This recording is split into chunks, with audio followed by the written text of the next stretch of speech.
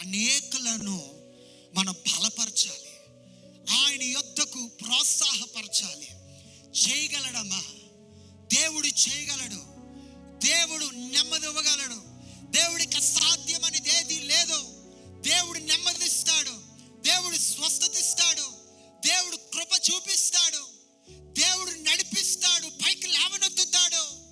ఈ దినము కూడా సంగమా, మళ్ళా దేవుడు ఒక వాక్యం చెప్తున్నాను. నువ్వు దేవుడి కొరకు నువ్వు చెప్పినప్పుడు ధనికులు రారు, గొప్పవారు రారు, జ్ఞానులు రారు, తెలివైన వారు రారు, గర్వస్తులు రారు, అహంకారులు రారు.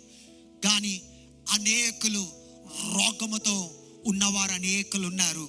వారిని పిలువు, నీ యొక్క కార్యము దేవుడి యొక్క ప్రేమను చెప్పు. అనేకులు దేవుని వెతికి వస్తారు.